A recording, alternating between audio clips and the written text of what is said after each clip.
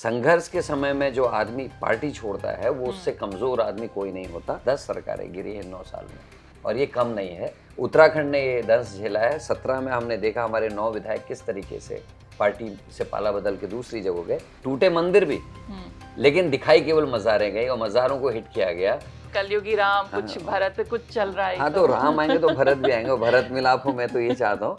नमस्कार, आप देख रहे हैं हमारा खास प्रोग्राम उत्तराखंड की बात का दूसरा एपिसोड और मैं हूं आपके साथ सरिता तिवारी। आज के इस कार्यक्रम में हमारे मेहमान हैं उत्तराखंड कांग्रेस के प्रदेश अध्यक्ष करण महाराज जी। सर, आपका बहुत बहुत स्वागत है। सर, सबसे पहले मैं आपसे यही जानना चाहूंगी, आजकल आप देख रहे हैं कि उत्तराखंड में यूनिफॉर्म सिविल कोड लाने की पूरी तैयारी चल रही है। इस पर कांग्रेस का क्या स्टैंड है? कांग्रेस का मतलब क्या कहना है कि आपको लगता है कि यूसीसी की जरूरत है स्टेट में? देखिए, 2-3 पहलू हैं इसमें। एक तो यूसीसी को लेकर सरकार बंद है। सरकार बोलती है कि हमने 2,30,000 लोगों से बात की। वो कौन 2,30,000 है, हमारी नज़र में कोई नहीं आया और आम आदमी से कोई चर्चा नहीं है।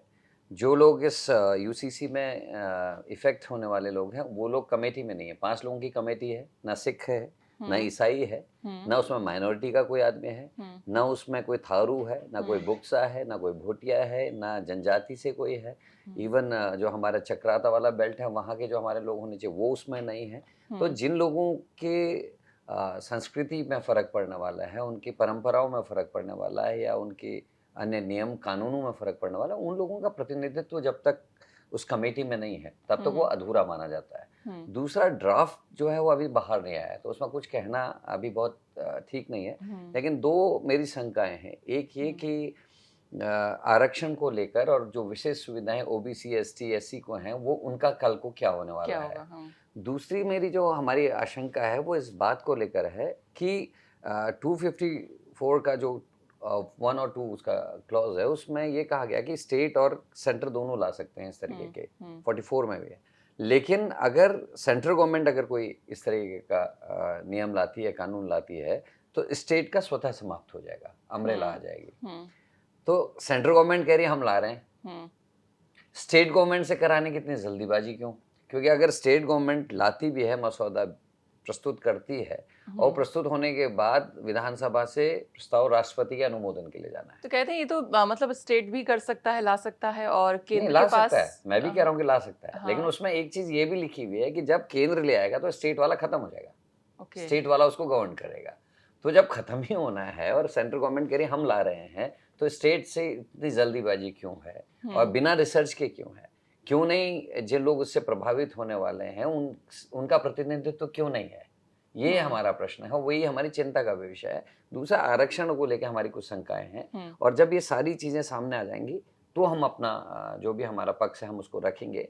हम कमेटी भी डिसाइड कर रहे हैं जो इन सभी जनजातियों से इनसे मिलकर बात करेगी, उनके प्रतिनिधियों से बात करेगी और हम खुल के उस डॉक्यूमेंट को आप सबके सामने रखेंगे। दूसरा, टाइमिंग को लेकर हमारा थोड़ा सा है, क्योंकि मैंने देखा जितनी बड़ी घटनाएं इस देश में होती हैं एक दूसरी घटना उसको ओवरलैप करने के लिए तैयार बैठी रहती है। 16 या 17 तारीख को अंकिता मर्डर केस की डेट है कोर्ट में। 16 तारीख को ही ड्राफ्ट देने की डेट गवर्नमेंट ने फिक्स की है। तो हो सकता है कि जजमेंट कुछ आने वाला हो, ऐसी इनको आशंका हो और फिर यूसीसी के मैटर से पूरे पेपर्स, न्यूज़ सब कुछ ऐसे कवर कर दी जाए कि अंकिता वाला मामला दब जाए, उसकी आशंका भी है। तो हम इंतज़ार कर रहे हैं ड्राफ्ट जब आएगा, ड्राफ्ट में कमेटी ने क्या दिया है और हमारा ये प्रश्न फिर भी खड़ा रहेगा कि 5 लोगों की कमेटी में उनका प्रतिनिधित्व क्यों नहीं है जो लोग इससे प्रभावित होने वाले हैं। अब देखते हैं कि ड्राफ्ट में क्या कुछ आता है राज्य सरकार के पास, मतलब कमेटी जो भी सौंपती है उसके बाद देखते हैं आप लोग का क्या कुछ रहता है। सेकंड, अगर हम 2024 के इलेक्शन की बात करें उस पर बात कर लेते हैं। अभी हम हाल ही में देख रहे हैं कि कुछ जो कांग्रेस के पुराने नए कुछ नेता हैं, महामंत्री जैसे, वो बीजेपी में शामिल हो रहे हैं। तो क्या धीरे धीरे इस तरह से कांग्रेस के नेता बीजेपी में मतलब शामिल होते जाएंगे, क्या रहेगा? कोई भी महामंत्री बीजेपी में शामिल नहीं हुआ है। जो हमारी लिस्ट है जो एआईसीसी से मंजूर है, खबरें तो ऐसी ही चल रही हैं। नहीं, अब खबरें चलाने वाले चला रहे हैं, लेकिन मैं चैलेंज कर रहा हूँ जो एआईसीसी से अप्रूव्ड लिस्ट है उसमें से कोई भी महामंत्री नहीं गया है। मेरे बनने के बाद अभी कमेटी नहीं बनी और पुरानी कमेटी को डिसॉल्व माना जाता है जब नया प्रेसिडेंट आता है। तो कौन महामंत्री? और वो ऐसे लोग गए हैं जो 2-3 इलेक्शन पहले चुनाव लड़े हैं, 2 बार उनको टिकट नहीं मिला तो इसलिए चले गए हैं। कुछ लोग ऐसे हैं जिनका अब लोगों में वर्चस्व खत्म हो गया, वो अब बीजेपी में अपना सहारा ढूंढ रहे हैं। दूसरा, मैं जानता हूं इस बात को, मौका परस्त लोग जरूर जाएंगे, जो लोग सत्ता के बिना नहीं रह सकते वो जरूर जाएंगे।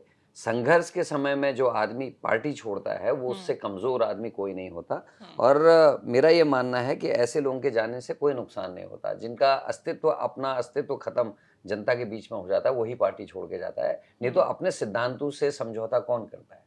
सिद्धांतों से समझौता करके सत्ता के लिए दूसरी जगह जो तो जाता है, मतलब जिस तरह तो नहीं की देता। एक मतलब हवा चल रही थी कि क्या कोई कांग्रेस का बड़ा नेता बीजेपी में आ सकता है, इस तरह की बातें चल रही हैं जो, तो हम क्या माने? नहीं ऐसा कुछ है देखिए, या? मेरी नजर में कुछ नहीं है, बीजेपी की फितरत है। हम्म, पहले हम देखते थे अगर कोई सरकार गिरती थी, बड़ा चर्चा का विषय पूरे देश में होता था कि अभी ये सरकार गिरी और इस तरीके से गिरी, हॉर्स मतलब हॉर्स ट्रेडिंग हुई है, ये हुआ है। लेकिन अब देख रहा हूँ कि लोग मजे ले रहे हैं। 9 साल में 10 पब्लिक के द्वारा चुनी गई सरकारें तोड़ी गई, गिराई गई और बेशर्मी से गिराई गई। लेकिन आपसे बुरा मत मानिएगा, मीडिया का रुख भी उसी तरीके का है। वो भी मजे लेता है कि कितने में बिका, कौन विधायक गया, कौन मंत्री बनेगा, इसकी सरकार रहेगी नहीं रहेगी। हकीकत यह है कि यह माना जाना चाहिए भारतीय जनता पार्टी की सरकार या संगठन का लोकतंत्र पर कोई भरोसा नहीं है। नहीं तो जनता ने जो विश्वास जताया, जिनको जिताया, जिनको मैंडेट दिया, उनकी सरकारें गिराने का तात्पर्य यह है कि आपका लोकतंत्र पर भरोसा नहीं है और आप येन केन प्रकरण कुछ भी करके जो है सरकारें बनाना चाहते हैं। 10 सरकारें गिरी है 9 साल में और ये कम नहीं है। उत्तराखंड ने ये दंश झेला है। 17 में हमने देखा हमारे 9 विधायक किस तरीके से पार्टी से पाला बदल के दूसरी जगह गए। धन्यवाद देना चाहता हूँ हाई कोर्ट, सुप्रीम कोर्ट को, जिसने रेइंस्टेट किया। लेकिन दुर्भाग्य है कि उसके बाद जनता नहीं समझ सकी और जो भाग के गए थे उन्हीं के साथ जनता खड़ी रही। लेकिन ये अपनी जगह है, लेकिन लोकतंत्र को इससे नुकसान पहुंचा है और भावनाओं को भी ठेस पहुंची। अब 2024 की अभी हम बात ही कर रहे हैं, तो अगर हम कांग्रेस की बात करें तो कांग्रेस जो है मतलब लोकसभा के चुनाव में किस तरह के मुद्दे लेकर उतरेगी? क्या मुद्दे हैं कांग्रेस के? हमारे पास अंतर्राष्ट्रीय, राष्ट्रीय मुद्दे हैं। अंतर्राष्ट्रीय अगर मुद्दे कहें तो हमारी सीमाएं जो खतरे में हैं। चाइना ने हमारे देश की सीमा में अंदर घुस के गांव बसाया है, यह हमारा अंतर्राष्ट्रीय, क्योंकि मेरा फौजी राज्य है। हम लोग 2 रेजिमेंट्स को वहाँ से चलाते हैं, गढ़वाल रेजिमेंट का और कुमाऊं रेजिमेंट का होम है। उसके अलावा फर्स्ट नागा का होम है। उसके अलावा इंडियन आर्मी बैंड का जो हेडक्वार्टर हमारे उत्तराखंड में है। तो ये हमारे एक प्राइड का विषय है और हमारे यहाँ के लोग इससे प्रभावित हैं कि चाइना इतनी बुरी तरीके से अंदर हमारा जो धारचूला का बॉर्डर वो भी चाइना से और नेपाल से लगा हुआ है, तो वहाँ से भी हम चिंतित हैं। और दूसरे स्तर पे हमारे अगर आप आएँ तो इकोनॉमी को लेकर लोगों में चिंता है, रोजगार को लेकर चिंता है, बढ़ती हुई महंगाई को लेकर चिंता है और हमारे स्थानीय मुद्दे बहुत सारे हैं। 80 करोड़ हिंदुओं की आस्था का केंद्र जोशीमठ का जो क्षय इनकी सरकार में शुरू हुआ था 2021 रेणी की घटना से, वो आज भी बदस्तूर जारी है। आज 170 दिन से ज्यादा हो गए लोग आंदोलन कर रहे हैं। उसके अलावा अंकिता मर्डर केस में वीआईपी को बचाने के लिए जिस तरह की कवायद सरकार ने की, एक विधायक ने डोजर भेज के वहां तोड़ने का काम किया, उस विधायक के खिलाफ कोई कार्रवाई नहीं, सारे सबूत मिटाए गए, फॉरेंसिक जांच के लिए कुछ मिले ना, वो सारा कुछ खत्म कर दिया। अंकिता के बेड को स्विमिंग पूल में डाल दिया, उसका कमरा तोड़ दिया, होटल में आग लगा दी, ये चिंता का विषय है। उसके अलावा हमारे पास भर्ती घोटाले हैं, SSC है, पटवारी पेपर लीक है, 2 गोपन के अधिकारी पकड़े जाना और अंकिता मर्डर केस में भी और भर्ती घोटाले में भी बीजेपी के कार्यकर्ता। अब बीजेपी पेपर लीक पर कहती है, अभी प्रदेश अध्यक्ष से उनसे बातचीत जो हो रही थी पिछले इंटरव्यू में ही, तो वो नकल विरोधी जो कानून लेकर आए हैं, तो आपको नहीं लगता कि इस कानून से कुछ मतलब पेपर लीक होना रुकेगा या कितना अफेक्ट कर रहा है? 2 चीजें हैं इस बात पे। एक तो कल्याण सिंह जी जब मुख्यमंत्री थे अविभाजित उत्तर प्रदेश में और राजनाथ सिंह जी शिक्षा मंत्री होते थे, उस समय एक नकल अध्यादेश लाया गया था जो बहुत सख्त था। उसका पालन, क्योंकि अभी भी हम बहुत सारे कानून ऐसे हैं जो उत्तर प्रदेश के समय में बने थे, उत्तराखंड उन्हीं से चल रहा है, तो उसका ही अगर पालन ढंग से कर लिया गया होता तो नए कानून की आवश्यकता क्या थी। और कानून भी ऐसा बनाया जिसमें पहला केस उस व्यक्ति पे हुआ जिसने अपनी कॉपी की खुला होना हुआ पाया और उसने शंका जाहिर की कि हो सकता है पेपर लीक हुआ हो। पहला मुकदमा उस लड़के के ऊपर हुआ है। दूसरी चीज, मेरा एक प्रश्न यह है कि निर्भया कांड को कोई नहीं बोला है। निर्भया कांड हुआ, बलात्कार को लेकर एक बहुत ही सख्त कानून इस देश में बना, बलात्कार नहीं रुके। मैं तो अपनी देवभूमि में के बारे में बात करूंगा। क्राइम ब्यूरो की रिपोर्ट के हिसाब से 2021 में ये रिपोर्ट है क्राइम की कि हर 24 घंटे में एक महिला का बलात्कार हो रहा है। जब ये देवभूमि का हाल है तो पूरे राष्ट्र का क्या हाल होगा। और इस साल भी 700 से ज्यादा केसेस दर्ज हुए हैं उत्तराखंड में। तो ये अपने आप में साबित करता है कि कानून बनाने से कुछ नहीं होता। आप कैसे उसको लागू कर रहे हैं, कैसे लोगों को अवेयर कर रहे हैं, कैसे आप समाज को बदल रहे हैं, उस पर डिपेंड करता है। कानून तो आप सख्ती लाके कर रहे हैं, लेकिन वो सख्ती काम तो तब आएगी जब लोग उसका पालन करेंगे। जब बलात्कार नहीं रुके तो ये नकल रुकेगी इस चीज से। तो ये बहुत सारे प्रश्न हैं। खाली कानून बनाने से आप अपने हाथ नहीं झाड़ सकते। हाकम सिंह आपका जिला पंचायत सदस्य है, आपका मंगलौर का मंडल अध्यक्ष इसमें पकड़ा गया है, आपके कार्यकर्ता पकड़े गए हैं। अंकिता मर्डर केस में आपके कार्यकर्ता पकड़े गए। आखिर रेप मर्डर में बीजेपी के कार्यकर्ता क्यों?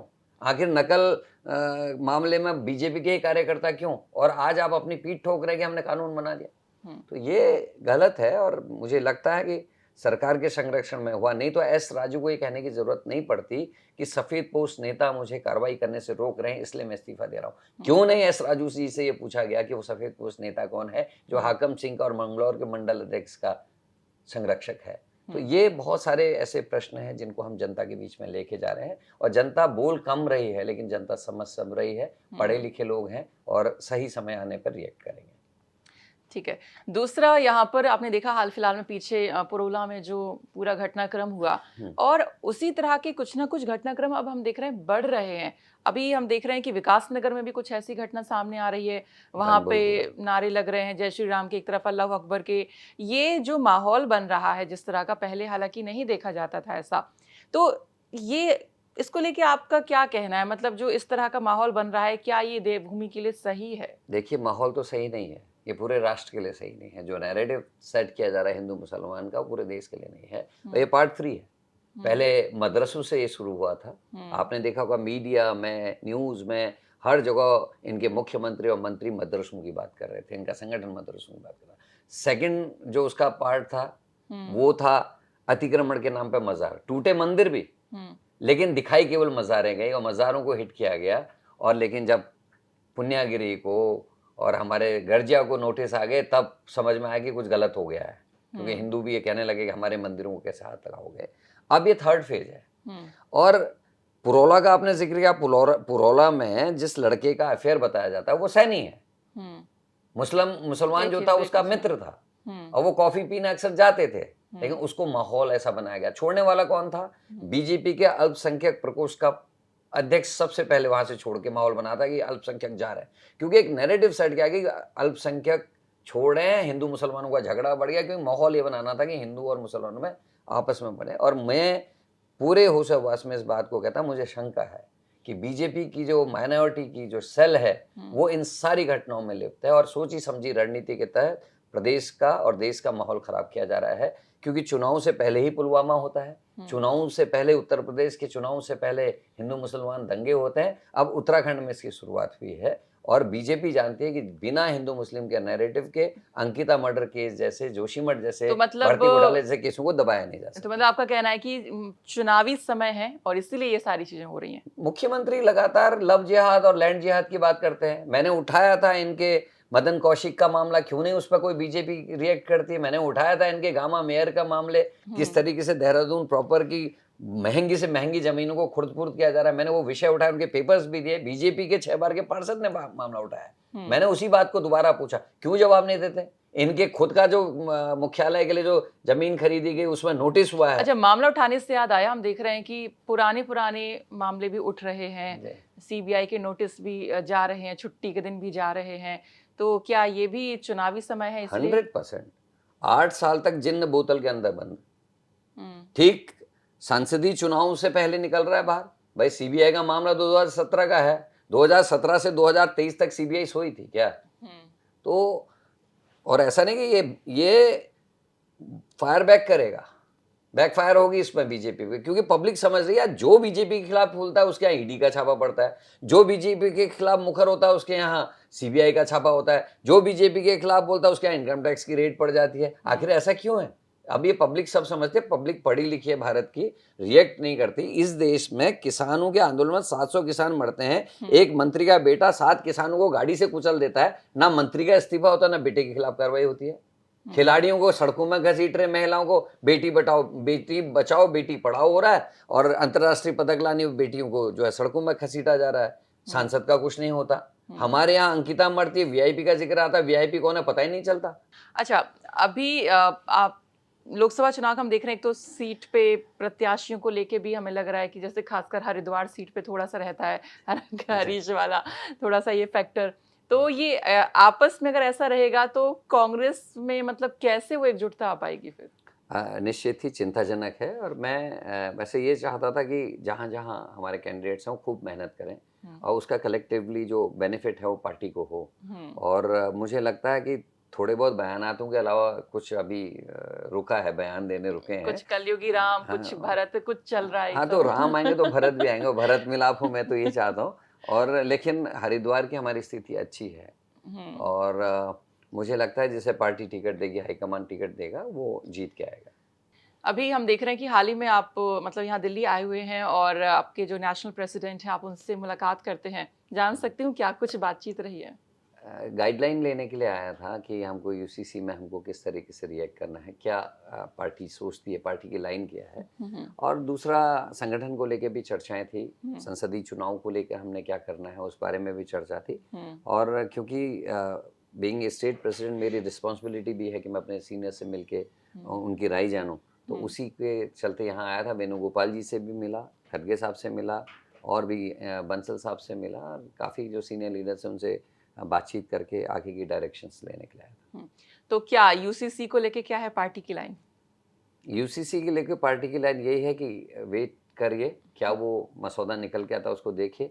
शंकाएं उनकी भी वही हैं कि आखिर जो संविधान ने अधिकार दिए या किसी के संरक्षण के लिए जो संविधान में धाराएं बनी, ओबीसी का स्टेटस क्यों, आदिवासी के लिए एक अलग से उसमें व्यवस्था क्यों? वो इसलिए थी कि हम उस कल्चर को, उस जो हमारा सांस्कृतिक जो धरोहर है उनको बचा के रखें, हिंदुस्तान को बचा के रखें। जिस चीज़ से हिंदुस्तान बना उसकी संरक्षण के लिए वो कानून बने, तो उनके संग छेड़छाड़ क्यों? असल में इसमें जो कुछ घुमा भी रही है बीजेपी, ये कहते हैं कि हम इसलिए ला रहे एक रूपता लाएंगे, तो सामाजिक एक रूपता क्यों नहीं, आर्थिक एक रूपता क्यों नहीं, केवल धार्मिक एक रूपता क्यों? सामाजिक और आर्थिक एक रूपता भी लाई जानी चाहिए। और दूसरा मुझे यह लगता है कि संस्कृति उसके लिए क्यों छेड़छाड़ कर रहे हैं, जबकि उसमें साफ लिखा है कि जब तक कोई धर्म या कोई पंथ जो है दूसरे में अतिक्रमण नहीं कर रहा या दूसरे को उससे इफेक्ट नहीं बढ़ा, तब तक उसको चेंज करने की आवश्यकता नहीं है। उसका संरक्षण तो देखा जाएगा, क्या संरक्षण करा जाना चाहिए। तो बिना रिसर्च के क्यों? और फिर मैं ये भी कहा गया है कि जो समूह या जो भी कल्चर उससे इफेक्ट होने वाला उसका प्रतिनिधित्व तो होना आवश्यक है, लेकिन वो नहीं है। ये हमारी चिंता का विषय है। सबसे बातचीत हो जाए। चलिए, खैर आज आपने समय निकाला और उत्तराखंड तक पर आए, बहुत बहुत शुक्रिया आपका। Thank you ma'am. तो ये थे हमारे साथ कांग्रेस के प्रदेश अध्यक्ष करण महाराज जी, जिनसे हमने उत्तराखंड के तमाम पॉलिटिकल मुद्दों पर बातचीत की। तो आज के इस कार्यक्रम में इतना ही, लेकिन बाकी खबरों के लिए आप देखते रहिए उत्तराखंड तक। नमस्कार।